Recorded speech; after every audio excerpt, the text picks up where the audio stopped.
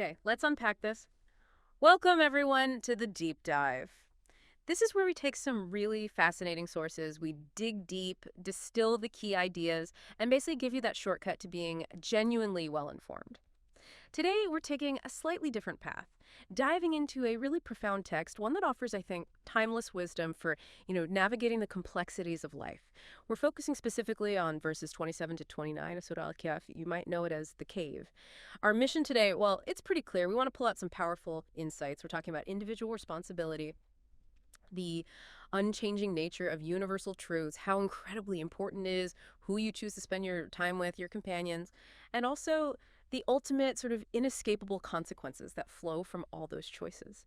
The goal is you'll walk away not just knowing more, but hopefully with some practical aha moments, things that can genuinely shift your perspective, maybe even impact your daily decisions. Think of it like getting a head start on understanding some really vital principles that shape our world and, our own individual journeys. Now, before we really jump into the deep end here, if you find value in what we do, if you appreciate these explorations, we'd be really grateful if you'd consider supporting us by subscribing to our channel. Honestly, your support makes a huge difference and helps us keep bringing these deep dives to you. Okay, so let's get into it. As we transition to the core topic, maybe it's good to just briefly touch base on where we've come from in Surah Al-Kehf. Pick up the thread. What were some of those key takeaways from the verses just before these, verses 21 to 26, that kind of set the stage for today? Yeah, that's a really good place to start because those previous verses, 21 through 26, they really do lay down some fundamental groundwork. One of the big ones we talked about was this idea that our true value, our real worth, isn't defined by what others think or external stuff, but by our core principles, our integrity. Right, not getting caught up in reputation and validation from outside. Exactly. We looked at the dangers of that, the social pressures, chasing validation, and how you can kind of lose yourself in that pursuit. It's easy to do. And then, crucially, this understanding that responsibility is, at the end of the day, individual. Everyone's accountable for their own path, their own choices, which led us to this need to build your own, what the source calls Kehf, a sort of protective shell. But not a literal cave, right? More like an inner strength. Precisely. Is that internal sanctuary built on your principles, your unshakable ground, basically. Your refuge from all the external noise and pressure, something you cultivate inside. And we also touched on looking at events, not just as stories, things that happened to other people back then, but as real opportunities for us to learn, to contribute, to draw lessons from. Because without that personal connection, that application, they just stay stories. Interesting, maybe, but they don't really change you. They remain information, not wisdom. Makes sense. And running through all of that, like a golden thread, was this central theme. Recognizing Allah as the one creator, the ultimate manager, the overseer of, well, everything. That overarching awareness really frames the whole discussion, doesn't it? It absolutely does. And that understanding of Allah's universal dominion, it's not just, a theological point. It profoundly shapes how we see our responsibilities, our choices. It's vital because, let's face it, we humans often tend to, maybe unconsciously, limit our concept of God's dominion. So. Well, we might mentally box it in, maybe confine it to certain religious groups or specific places, thinking Allah is the Lord of Muslims in this country or that region, rather than the Lord of absolutely everything. I see. Or maybe thinking he is only concerned with the spiritual stuff, not, say, physics or economics. Exactly that. As if the laws of the universe operate separately. It's easy to fall into that narrow view, sort of shrinking the divine down to our human scale. And what's really fascinating to me as we think about Allah overseeing everything is how modern science actually kind of underscores the sheer immensity of what everything entails. It almost forces us to grasp the scale. That's a perfect point. To really get a sense of that scale and maybe feel a bit humbled, let's look at some of those numbers science gives us. They are, well, mind-bending. The observable universe, just the part we can currently see, mind you, is estimated to be about 93 billion light years across. 93 billion light years. And one light year is already, what, trillions of kilometers? Around 9 trillion kilometers, An almost unimaginable distance. Now multiply that by 93 billion. Wow. And remember, that's just the observable part. The universe is expanding, so the reality is even bigger, beyond what we can currently detect. It's hard to even picture. Let me try an analogy. Imagine a plane, a fast one, going 900 kilometers an hour to reach our own sun, which is, cosmically speaking, right next door, about 150 million kilometers away that plane would take. roughly 19 years. 19 years just to get to the sun. Right. And our sun, our moon, all the planets in our solar system, that's just a tiny speck within one galaxy, the Milky Way. And within that vast 93 billion light-year observable space, there are billions of other galaxies, each potentially like ours, with billions of stars, all moving, interacting, governed by the speed of light 300,000 kilometers every second. The numbers just, they break your brain a little. They really do. And the purpose here isn't just to throw out big numbers for the sake of it or give an astrophysics lesson. It's about evoking a sense of awe. It's to try and grasp, even just a little, the true greatness, the sheer magnificence of Allah. It drives home the point. Our Lord is the one who oversees, governs, and manages everything. Every single thing, from the tiniest particle we can't even see to the largest structures in the cosmos. It all runs according to his laws under his dominion. And the implication of that, it's pretty profound. It means we're not just sort of invited, but we're really obliged to obey, to submit to such a magnificent Lord. Understanding that scale, that power, that wisdom, it puts our own lives, our worries, our choices into a much bigger, much more humbling context. It shifts our whole perspective, doesn't it? From our little world to the grand cosmic reality. It absolutely does. That perspective shift is huge. It really sets the stage perfectly. So with that immense scale and divine grandeur fresh in our minds, how does this connect to our individual responsibility? And specifically to that very first instruction in verse 27. Let's turn to that now. Surah Al-Kehf, verse 27 begins, "And recite what has been revealed to you from the book of your Lord." Now, this isn't just telling us to read words off a page, is it? There's more packed into that command. You're absolutely right. It goes much deeper than just reading. The Arabic word here is tilavet. And tilavet, well, it's not just about ritual chanting or mouthing the sounds or even just academic study. It really implies a whole process of internalizing it, living by it, truly following the truth that's being revealed. It's about letting the words sink deep, become part of how you think, how you act, guiding your choices. It's a dynamic thing. What's revealed becomes what's lived. If you think back to the Ashab-ı, the companions of the cave, the lesson isn't, go find a literal cave. Right. It's about finding that underlying principle, finding your own Kehf, that inner refuge, that peace built on principle in your own life. And how do you do that? By genuinely following the path of truth revealed to you day by day.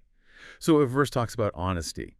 Tilavet means you actually practice honesty, even when it's tough. If it talks about patience, you consciously try to be patient when you feel frustrated. It's active. It's ongoing. It turns knowledge into action, into character. And then right after that, the verse says something incredibly powerful, something that connects directly to that idea of a stable refuge, no changer of his words.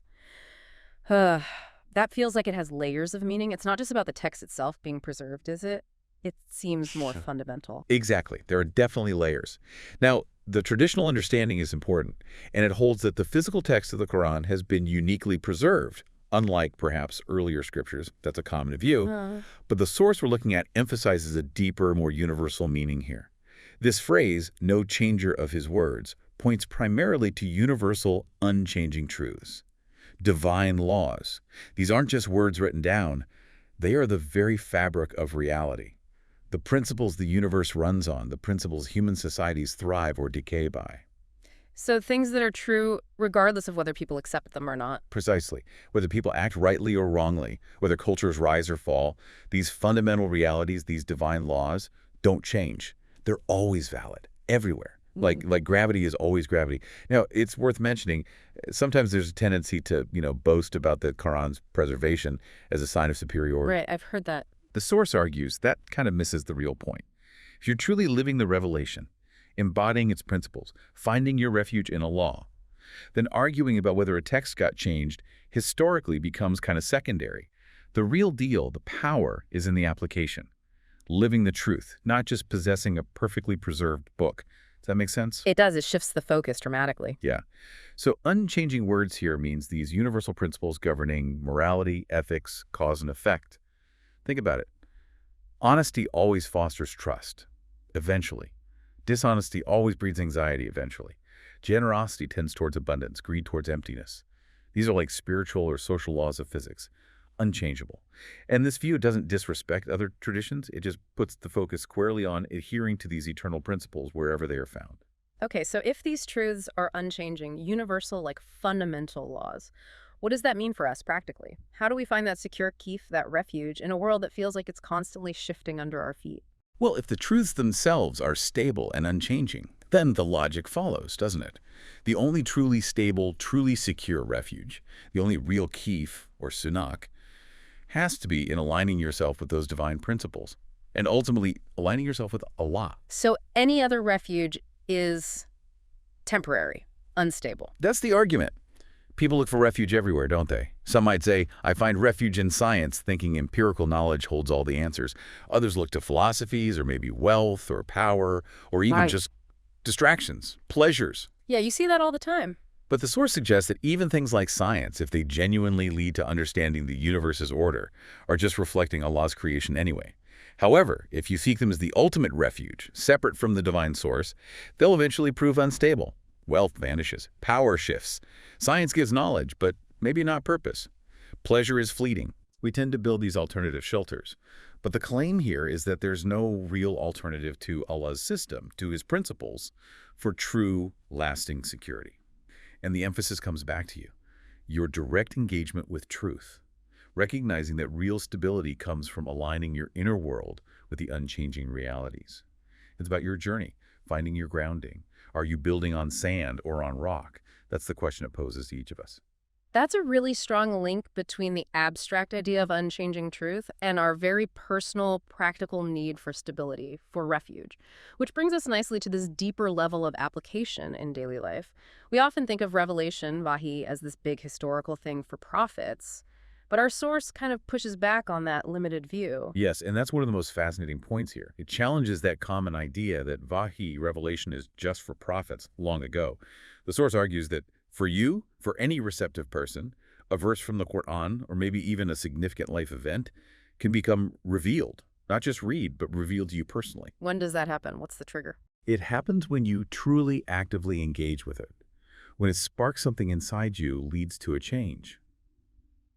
There's a big difference between a verse just sitting there in a book and that verse becoming alive for you, a guiding light in your life. So the key is interaction. Exactly. It's your communication with it, your deep interaction. Yeah. How you wrestle with its meaning, how you consciously draw lessons from it. Think about when you face a difficult situation. How do you respond? Do you just react? Or do you pause, reflect, try to understand the deeper message? What lesson do you pull out of it? How does it shape your next step, your character? That active engagement, that process of finding meaning and applying it, that's what makes it a personal revelation. It's like an ongoing conversation between you and the signs of the divine, whether they come through scripture or through life itself. And the ultimate example of actually living the revelation is the prophet himself, peace be upon him. His greatness wasn't just receiving it, but embodying every single verse, making it real in his life. So our task is kind of to follow that example in our own way. Precisely. And this idea also broadens our understanding of what the verse calls the book of your Lord, Rabbanin Kitaba. The source clarifies this isn't only the physical Quran, although the Quran is absolutely central as the verbal revelation. It's also, more broadly, the Kanat Kitaba, the book of the universe. The book of the universe. I mean, everything. Everything. All the principles, all of creation, all the writings of Allah that we see in the cosmos, in nature, in human psychology, in history, in our own lives. Every star, every leaf, every interaction, every pattern. These are all writings in this vast book. So when the verse says, what is revealed to you, the emphasis is on your individual job to read this book, to observe it. How do you read the universe? You look at a tree, its structure, its resilience. Watch the sunrise, its consistency. Notice the balance in an ecosystem. Ponder the laws of physics. If you really read these writings, ponder them with an open heart and open mind. Allah will reveal principles, insights, inspiration to you. The idea is that Allah's act of revealing why, it didn't just stop. He's constantly presenting his principles, his order, his system to anyone who observes, reflects, and truly seeks to understand. It's like a standing invitation. Wow, so it connects the huge scale, those billions of galaxies, right down to the tiniest detail, like an insect under the ground or a seed sprouting. They're all writings, all containing principles that can be revealed if we're paying attention. It really emphasizes that the whole system is orderly, planned, managed by one power, and we're meant to be actively engaged in reading it. Okay, with that incredible scope in mind, the universe as a book, revelation as personal engagement, let's shift to the next critical piece of guidance in verse 28. This one gets very practical, very relational. It's about companionship, it says. And keep yourself patient with those who call upon their Lord morning and evening, seeking his countenance. Mm. What exactly does patience mean here? It sounds like more than just waiting around. You're right, it's much more active than just passive waiting. The word saber here, in this context, means holding yourself firm, staying resolute, being consistent in the company of these people. It's about steadfastness with them, actively choosing their company and deliberately resisting things that might pull you away from them or their path, anchoring yourself. And morning and evening, does that mean specific times? Not just ritual prayer times, though it includes that. It signifies a continuous, moment-by-moment devotion. It's about how someone approaches every event, every choice, seeking Allah's will, trying to please Him. It's a constant state of being, a continuous turning towards the divine. That makes me think of dawah, calling upon Allah, not just in formal prayer, but like constantly asking inwardly, okay, what's your will here? Yeah. How should I handle this situation in a way that aligns with you? A kind of ongoing consultation. Exactly that. A proactive seeking of guidance. And then immediately the verse gives this stark warning. Don't turn your eyes away from them seeking the allure of this worldly life. It's a very clear caution. Don't let your focus, your attention, your ambition shift away from these sincere folks, the ones trying to live for Allah, towards the glitter and distractions of temporary worldly stuff. Like chasing status or wealth or influence. Precisely.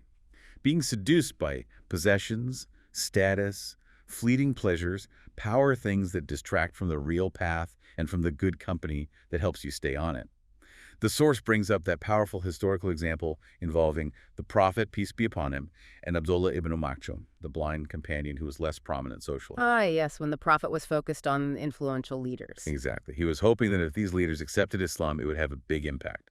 So he momentarily turned his attention away from Abdullah ibn Maktoum. But the revelation came as a gentle reminder, a critique.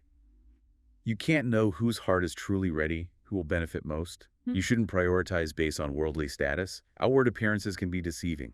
And that resonates so strongly today, doesn't it? It's a timeless warning. You see it all the time, people prioritizing connections with the influential, the important people, thinking, oh, if they get on board, my project will fly. And maybe overlooking someone genuinely sincere, someone with real insight, just because they don't have the fancy title or the big network.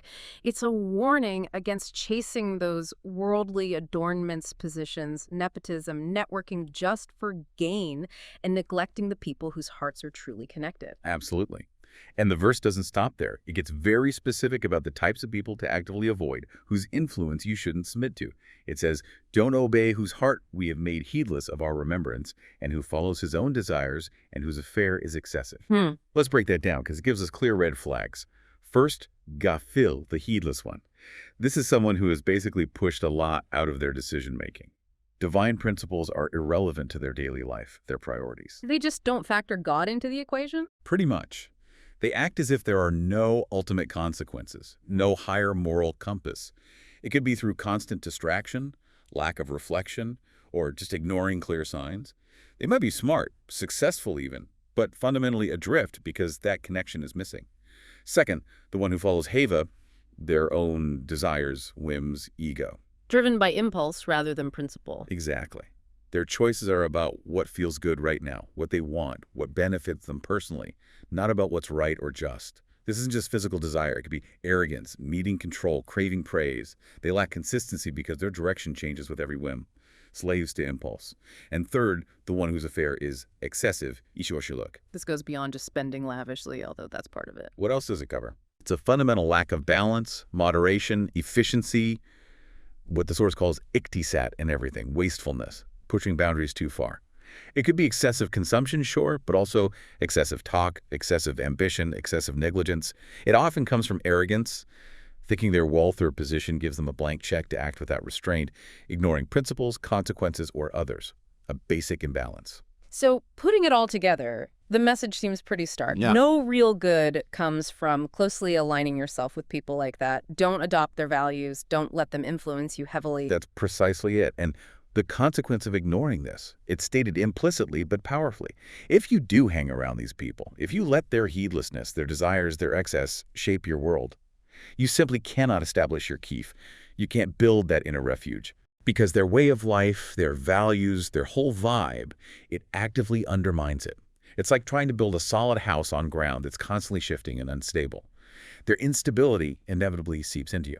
And to make this danger really concrete, The source uses this powerful modern analogy. It talks about a kind of siege kushatma, where societal structures or pervasive trends subtly undermine core values. A siege, how does that work? Well, the source gives examples like maybe international bodies or certain policies that seem helpful on the surface. For instance, offering financial support for childcare, maybe funding for nannies or daycare so mothers can work more easily. Okay, that sounds positive. On the surface, yes. It's presented as beneficial, progressive, helping the economy. People might feel they have to participate or they'll fall behind. It seems like a solution. But the source points to potential unintended consequences. While seeming to help, maybe these policies subtly lead to less parent-child time, an overwhelming focus on just making money, and over time, a gradual weakening of family bonds, community ties. So the benefit comes with a hidden cost. Potentially, yes. It's important to stress here, we're just relaying the mechanism described in the source, not making a political statement about specific programs or institutions. The point is about how seemingly good things can have complex, sometimes negative downstream effects on values and social fabric. This is the kushatma, the siege. It's gradual, it's subtle. People get caught in this spiral, these new norms, and the problems they might create. And it can lead, the source suggests, to widespread unhappiness, unrest, maybe even social breakdown like rising violence. It's a slow erosion disguised as progress. That definitely raises a critical question. How do we even spot these subtle sieges in our own lives or in society? Especially when they're packaged so attractively as benefits or necessities, that requires some serious discernment. It absolutely does. Profound discernment. The core message from the source is, we have to be balanced, aware, conscious, discerning. We need to develop the ability to look beyond the surface, to try and foresee the long-term ripples of these trends, policies, or even personal choices we make. And then crucially, we need the strength to refuse to trade away our core values, our fundamental principles, just for those tempting short-term gains or easy fixes. Because according to this perspective, that's the only way to avoid getting trapped in that encircling unhappiness and torment, which is seen as the direct result of compromising essentials for the sake of the superficial. It's about recognizing what offers real stable support versus what looks like relief, but is actually a deeper trap. It demands integrity and a clear eye. A powerful and honestly a somewhat unsettling analogy. It forces you to look much deeper. And that need for clear-eyed discernment leads us perfectly into the final verse we're exploring today, verse 29. It starts with this absolute statement about truth and say, the truth is from your Lord. Yes, and notice the definite article, el-haq, the truth. It signifies absolute, universal, ultimate truth. And this haq, it's not confined just to religious texts. It refers to Allah's inherent laws and realities woven into the very fabric of the universe, the way things really are, whether we like it or not, the fundamental reality. Okay, let's unpack that a bit more. How does this absolute haq apply both to, say, the laws of physics and also to the social or moral laws governing how we live and interact? Can you give some examples? Sure. It connects directly to those unchanging principles we talked about earlier. Just like gravity works consistently or galaxies move predictably, there are also unchanging moral and social laws. The source gives sharp examples. Lying will always make you unhappy. Showing off will always devalue you. So these aren't just suggestions, but descriptions of reality. Exactly. Presented as laws of cause and effect. A society built on lies will eventually decay. An individual built on lies experiences inner conflict, loses trust. It's inherent. Similarly, generosity fosters connection. Resentment poisons the self. Integrity builds. Dishonesty destroys. These are embedded truths. And this understanding leads to that vital practice of self-reflection, constantly asking internally, Haq Madur, is this right? Is this true? Checking your actions against that standard. Yes, every action, every word, every decision ideally gets measured against this absolute truth, derived from Allah's universal laws, what we can discern through revelation and through observing the world. It also connects to istishare, consultation, consulting trustworthy people who embody haq, and most importantly, consulting Allah through prayer or deep reflection to make sure your path aligns with truth, not just impulse or pressure. So it's about developing this inner auto-control, always checking, is this really from my Lord aligned with truth, or is it just random noise, my own ego, or someone else's agenda? A constant calibration. Exactly, that ongoing self-assessment. And then the verse makes this incredibly powerful statement about human agency. So whoever wills, let him believe, and whoever wills, let him disbelieve. This really underscores the immense value placed on individual will. Freedom, choice. It's fundamental. No compulsion in face. Precisely.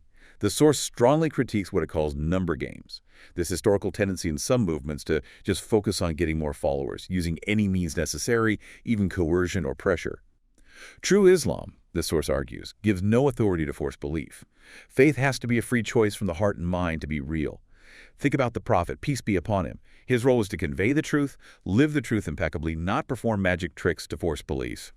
The source dismisses stories like trying to force Abu Yal's conversion through miraculous signs as misunderstanding, signs of weakness, not strength. Right, weakness. Because true strength lies in the truth itself. It doesn't need coercion. Its power is inherent. That's fascinating. The idea that there's immense strength in just presenting the truth clearly, living it, and letting it stand on its own without needing to force it on anyone. It empowers the individual holding the truth, regardless of how many people accept it. Exactly. The focus shifts entirely to the individual's choice and their responsibility. Your job is to present the truth with clarity and integrity. Their response is up to their free will. You're not accountable for their choice. But for those who do choose otherwise, who willfully reject haq, who persist in wrongdoing, the verse states the consequence very clearly. Indeed, we are prepared for the wrongdoer as a fire, whose walls will encompass them.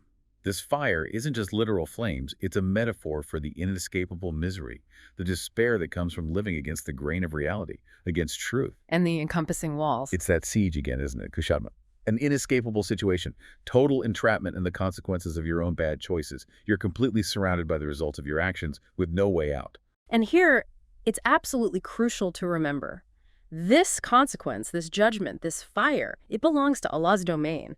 Our job is to uphold the truth, live it, share it, not to be the ones doling out punishment or despairing over others' choices. That's a vital distinction. Okay. And it carries a real weight for believers. The source points out a danger. If those who do believe in truth, who are meant to embody haq, if they fail to live it, fail to uphold it, fail to articulate it clearly, What happens then? it inadvertently gives space, even legitimacy, to wrongdoing. It makes the wrong path look viable, maybe even successful, because the alternative isn't being clearly demonstrated or defended. This creates confusion. The lines blur. It can even lead to this weird split where knowledge, science, ilm, and Allah seem separate, even opposed, instead of integrated aspects of one truth. So this verse puts a responsibility on the believer. Know your limits regarding compulsion, yes, but actively embody the truth.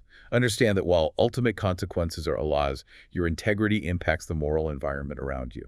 And the verse ends with that truly terrifying description of the relief they get if they call for help. And if they call for relief, they will be relieved with water like molten copper that will scald faces. What a miserable drink and what a miserable resting place. Just horrifying irony. It really is. The help they get isn't help at all. It just makes the torment worse. It's a powerful metaphor, suggesting that the very things they sought refuge in, besides truth, the wrong companions, the heedless, the desire-driven, the excessive, the false philosophies, the fleeting pleasures, the worldly gains, these become the very instruments of their increased suffering. The things they chose become their torment. Exactly. The relief they grasp for only burns them more. It's self-inflicted, ultimately. The result of the choices they made, the refuges they sought outside of haq. And connecting this back, it powerfully echoes that analogy of the societal siege, where the support offered, the thing that looked like a benefit, Ultimately creates that inescapable trap, that siege of misery and unhappiness. The perceived solution becomes the source of the deeper problem, a cycle they can't break free from because the foundation was wrong. So the final takeaway, the ultimate message weaving through all this, it's the absolute necessity of being balancedly conscious, aware, principled, and having the steadfastness to refuse to trade core values, universal truths for those tempting short-term superficial gains. Because that refusal, that integrity, is presented as the only way to avoid falling into that burning siege of unhappiness, distress, and consequence, both here and hereafter. It's a call to wakefulness, to integrity, to choosing truth no matter the immediate cost. Wow. We've really journeyed through some incredibly deep and potent verses today from Surah Al-Kehf. They offer such a complete guide, don't they? From grasping the sheer scale of the divine to understanding the absolute nature of truth, the power of our choices, and the critical importance of the company we keep. These clearly aren't just historical texts. They feel like living principles, offering wisdom for literally every moment, every decision we make. Absolutely. And if we were to boil down the core messages, the key inferences from our deep dive today, maybe we could capture them in these short phrases, these guiding thoughts. Vayukumak onya shamakter. Reading Revelation is living it. You have to embody it. Evrensel yasalar değişmez, onlara tabi ol. Universal laws don't change. Align yourself with them. Dostunu seç kaderini belirle. Choose your friends wisely. They shape your destiny. Hakikat Allah tandır, seçim senin. Truth is from Allah. The choice to follow it is yours. Yanlış sunaklar ızdımını artırır. Seeking refuge in the wrong places only increases your suffering. Those are powerful takeaways, and maybe a final thought for you, the listener, to ponder as you go about your day. Consider those subtle sieges in your own life, the small compromises, the influences, maybe even things that seem like benefits or social necessities. Could they, over time, be building an encompassing wall of unhappiness? And how can actively seeking out and living by universal truth become your real Kehf, your genuine inner refuge against all those pressures? How can you become a better reader of that book of the universe starting today? We really hope this deep dive has sparked some new insights for you, maybe giving you some valuable tools for your own journey of staying well-informed and living consciously. Please do join us next time for another deep dive into sources that really matter. And finally, if you enjoyed this exploration, if you found it insightful, please do take a moment to like the video and subscribe to our channel. Your engagement honestly helps us immensely to grow and keep creating these in-depth discussions. Thank you so much for being with us today.